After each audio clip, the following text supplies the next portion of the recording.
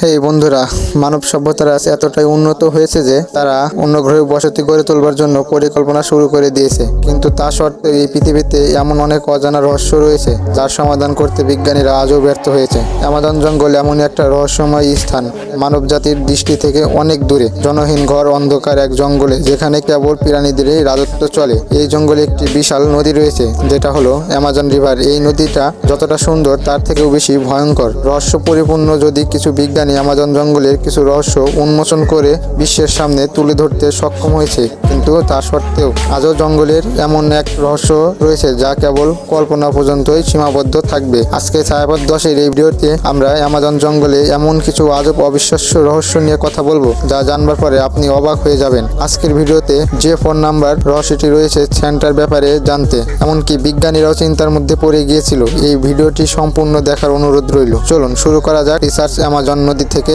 এমন এক ধরনের মাছের সন্ধান পেয়েছে যা ইলেকট্রিক বিল নামে পরিচিত। আর এই মাছের বিশেষত্ব হলো এই মাছটি আক্রমণ করার জন্য বৈদ্যুতিক শক দিতে পারে। আপনি শুনলে অবাক হবেন, এই কারেন্ট 860 ভোল্টেজ পর্যন্ত লক্ষ্য করা গেছে। অ্যামাজন নদীতে এমন এক ধরনের ঘটনা ঘটেছে যেখানে ইলেকট্রিক বিল বৈদ্যুতিক শক দিয়ে মানুষের উপর আক্রমণ করে মানুষটিকে মেরে ফেলেছে। মানুষের কথা ছাড়ুন, এমনকি তার থেকেও বহুগুণ বড় কুমির কেউ ইলেকট্রিক শক দিয়ে মেরে ফেলতে পারে।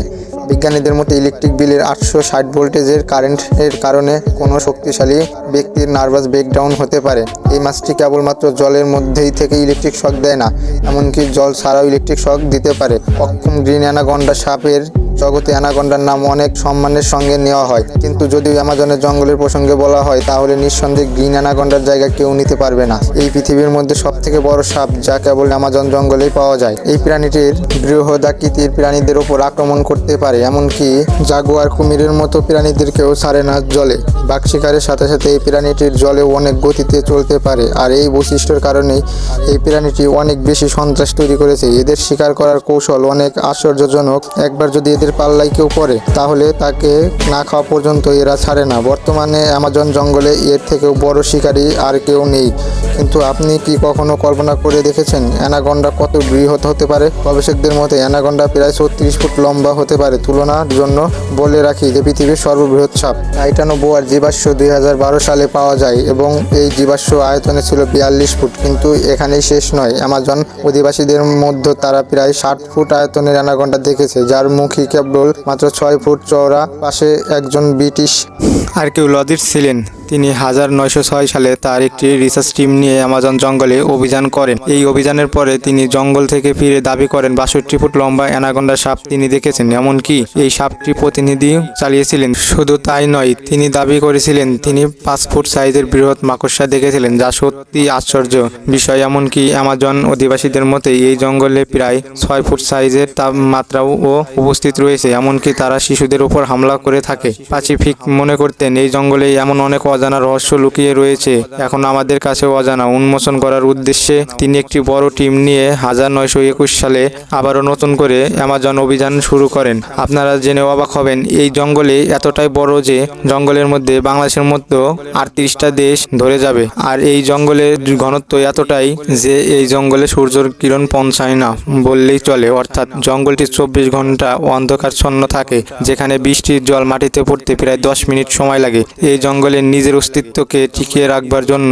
ছোট থেকে বড় প্রাণী সবাইকে সমানভাবে লড়াই করতে হয়, কারণ এই জঙ্গলে বিড়ালের মতো মাংস চিবিয়ে খাওয়া মাছ শিকারী, বৈদ্যুতিক শক দিয়ে আক্রমণকারী এবং সবথেকে শক্তিশালী ধারালো চোয়াল দিয়ে ছিঁড়ে মুড়ছে খাওয়ার জানোয়ার এবং কুমিরের সর্বদা উদ্ভিদ রয়েছে। এখানে একটাই জিনিস চলে, সেটা হলো জীবনের জন্য সংগ্রাম। প্রচন্ড বৃষ্টিতে, উত্তপ্ত রোদে আর গভীর অন্ধকারে লড়াই করতে করতে এখানকার জঙ্গলি আদিবাসী নিজেদেরকে বাঁচিয়ে রাখার আজব টেকনিক শিখে নিয়েছে। কিন্তু সভ্যতা, পৃথিবীর মানুষ যদি এই জঙ্গলে জয়ের স্বপ্ন দেখেন তাহলে তারা নিজের মৃত্যুকে আমন্ত্রণ করা ছাড়া আর কিছু করবে না। এই কারণে ব্রিটিশ আর্কিওলজিস্ট পার্সি ফোসফেট এই জঙ্গলে অভিযান করার সময় রহস্যজনকভাবে হারিয়ে যায়। শুধুমাত্র তিনি আর তার সাথে থাকা একটি বড় টিম এবং তার নিজের ছেলে 1925 সালে অ্যামাজন অভিযানের পর নিরুদ্দেশ হয়েছেন। 2002 সালে ক্যাথলিক প্রদীপকে জঙ্গল থেকে 65 ফুট লম্বা অ্যানাকন্ডা দেখার দাবি করেন। এই কারণে কিছু বিশেষজ্ঞরা এখনো দাবি করেন পৃথিবীর সবথেকে বড় সাপ টাইটানোবোয়ার সাউথ আমেরিকার জঙ্গলের দিকে এখনো জীবিত রয়েছে।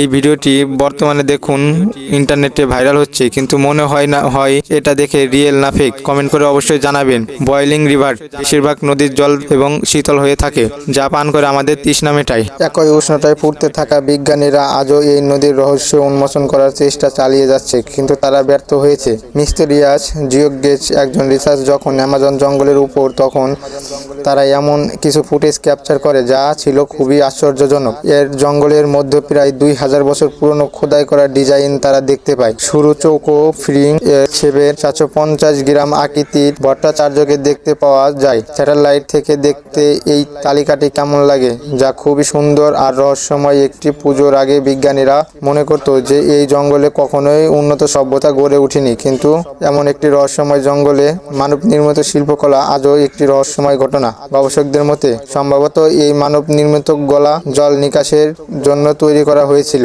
কিন্তু এই নিয়ে মানগুলি আদৌ কি কারণে হয়েছিল তার সঠিক উত্তর এখনো বিজ্ঞানীদের কাছে অজানা। আপনার আপুর ব্রিটিশ আর্কিওলজিস্ট কার্সিনোজেন এর নাম শুনেছেন। তিনি আমাজন জঙ্গলে অভিযান করার সময় 62 ফুট লম্বা অ্যানাকন্ডা দেখেছিলেন। তার মতে এই জঙ্গলে শুধুমাত্র অ্যানাকন্ডার রহস্য লুকিয়ে রয়েছে অনেক গুপ্তধন। তার মতে এই জঙ্গলের মধ্যে লুকিয়ে রয়েছে একটি উন্নত শহর। বাসের অ্যামাজন অভিযান করার সময় অনেক রহস্যময় পর্দা ফাঁস করেছিলেন। নিত্য নতুন জীবজন্তুর সাথে সাথে 62 ফুট লম্বা সাপ দেখেছিলেন। অনেক নতুন আদিবাসীদের সঙ্গে সাক্ষাৎ করেছিলেন। পাচিফাইড অনেক অ্যামাজন জঙ্গলে গভীর জীবন অবিবাহিত করেন এবং নতুন নতুন খোঁজ বিশ্বের সামনে তুলে ধরেন। আর তিনি জীবন নিয়ে অনেক হলিউড মুভি ও তৈরি করা হয়েছে। তার মধ্যে একটি হলো মুভিকে আমরা অলরেডি এক্সপ্লেন করেছি। বঙ্গভূমি ডায়েরিতে ভিডিও ডিসক্রিপশন থাকবে, দেখে নেবেন ভিডিওটিতে। আর্সিক অ্যামাজন জঙ্গল অভিযান শুধুমাত্র একটি সোনার শহরকে করেছিলেন। নাম তিনি দিয়েছিলেন সিটি অফ জি।